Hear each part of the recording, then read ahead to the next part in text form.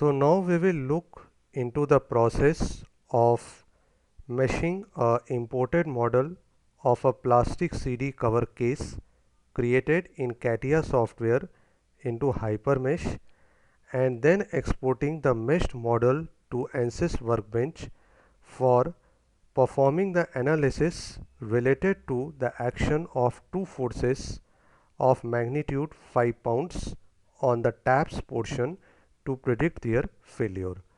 So let us begin. So this is HyperMesh software.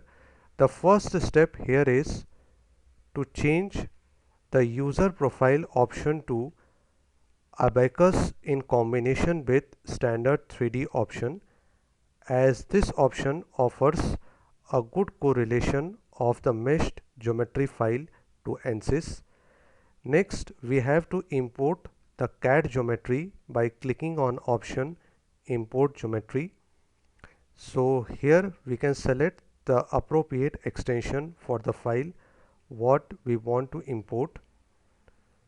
So now I will browse to open the file and click on Import. Once the model is imported, then in order to change its default display, we can go to the components option and change the default display here. If required, we can also assign a different color rather than the default color.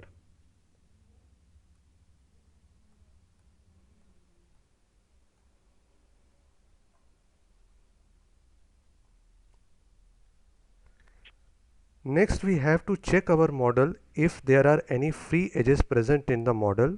For that, I will go to Geometry option and Auto Cleanup and click on Visualization options. So for example, I want to check that is there any free edges present. So I will check off all the other options, and now I can see here that there is no display of the geometry. So it's clear that the part is perfectly imported into the HyperMesh. Next, in order to create a good quality mesh, here we will split the part by this particular face in order to have a more uniform pattern of elements here. For that, I will go to the option of Solid Edit and select the option Trim with Plane Oblique Surface. In Solids, we have to select the part what we want to split, and for surfaces I will select the face. Then I will click on Trim option,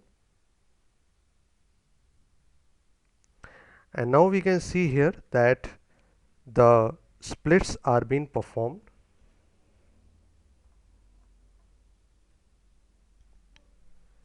Next, we have to mesh the model. So for meshing here, element size is given to me as 0.1. So for that, I will go to 3D, then solid map option. Here we will select the option of multi-solids, then select the solids to be meshed,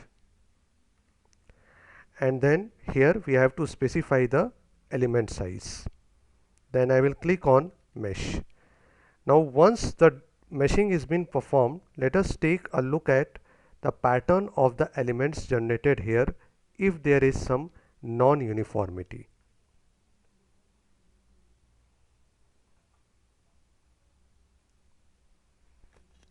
So here I can see that there is a distorted element. In order to remove it so that the final mesh is fine, we have to click on any of the edges here and increase the number of elements counts to 4. So now we can see that the mesh is being adjusted in a smooth manner. Likewise, we have to do for the left portion also.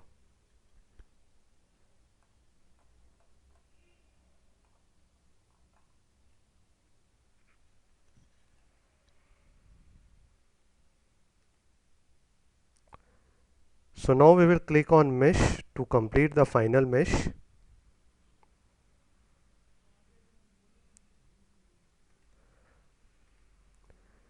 And now let us change the display of the part again to have a better look at the meshed model.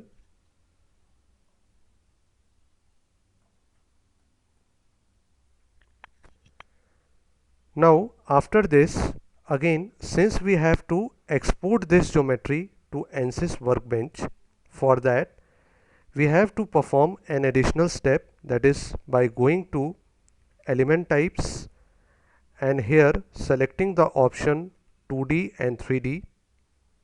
Then in elements we have to select the option of displayed and update, so that all the changes are updated in my new model. And finally, once the updates are being performed, then I have to export this meshed model to ANSYS.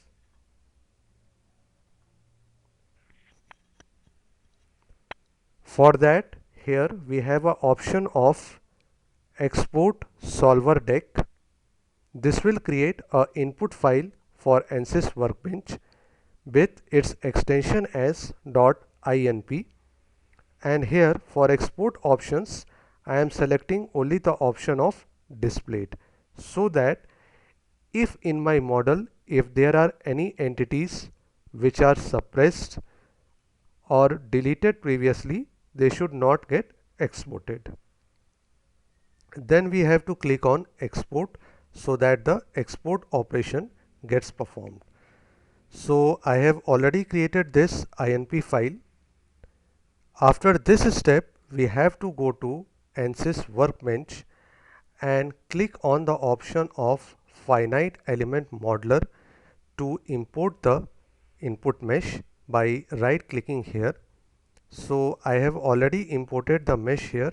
Now we will open the finite element modeler module to have a look at the mesh which has been imported from the hypermesh. Here also we can extract the initial geometry of the model from the meshed one.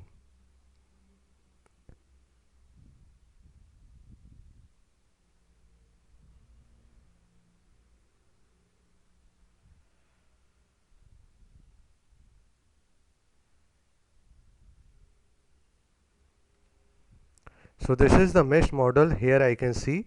Now to have a view, we can see here the mesh is perfectly fine and the elements are generated in a very uniform manner. Now I will click on the initial geometry option so that the part geometry gets separated from the meshed model and it can be reused later also. Now after this we will close the finite element modeler application, and in the next step we have to interlink this meshed file with a analysis. So next I will create a static structural analysis and interlink this particular data from finite element modeler to this. So I will just drag and interrelate it to model cell. Next we have to update the project so that the changes takes place in the model. It takes a few minutes to update the cell, and in the next step we will define the material for the same. So here we have been provided with the material data, as the material is plastic with modulus of elasticity 1 into 10 to the power 6 psi and Poisson's ratio 0.35.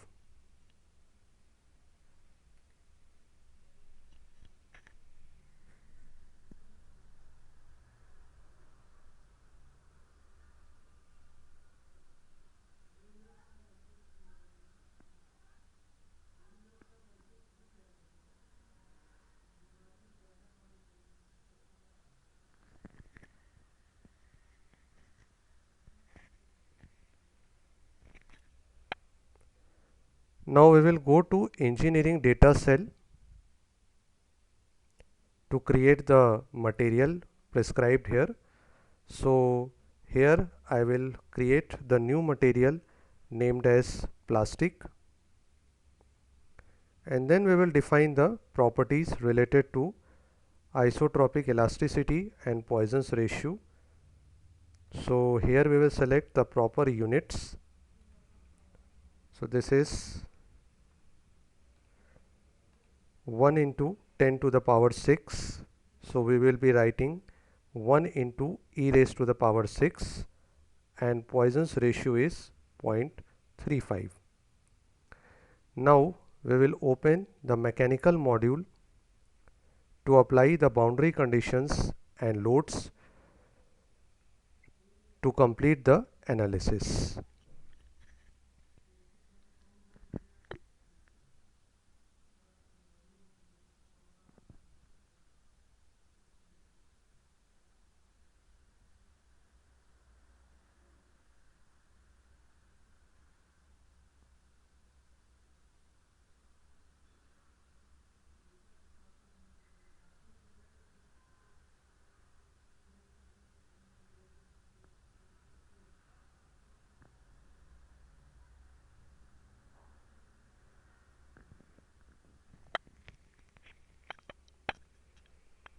So now we have imported the data. Now if we click on mesh, so here we can see that the mesh is already performed as it is being directly imported from Hypermesh.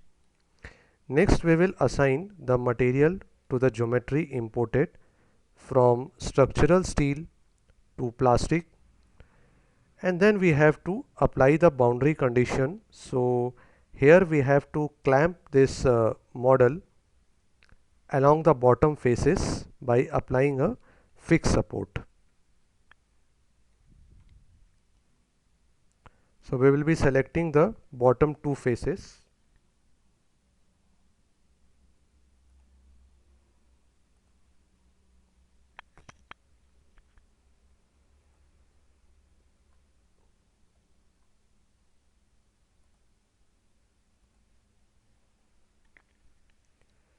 Next we have to apply the load. So here we have been given two loads of magnitude 5 pounds each.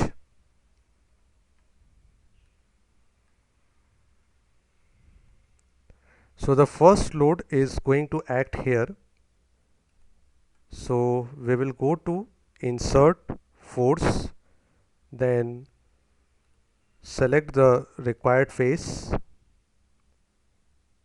click on apply, and then take components.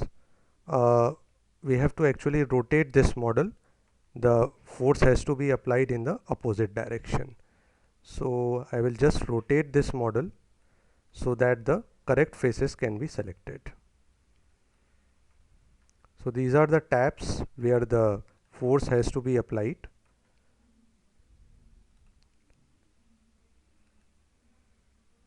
So here the force is going to act along the x direction. So here I will apply the magnitude of 5 pounds here, and the same magnitude force has to be applied on the opposite face.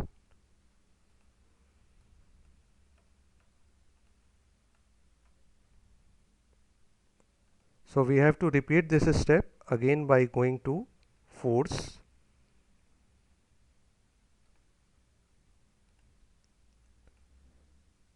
and then selecting the option of components, and here we will give it as minus 5 pounds so that it should act in the opposite direction.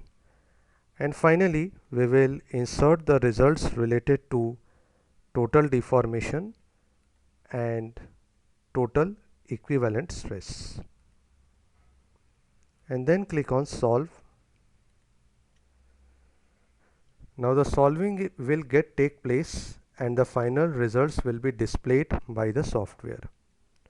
So in this manner we can create any geometry irrespective of its shape in Hypermesh, then import it into the ANSYS workbench, apply the boundary conditions and loads to get the results.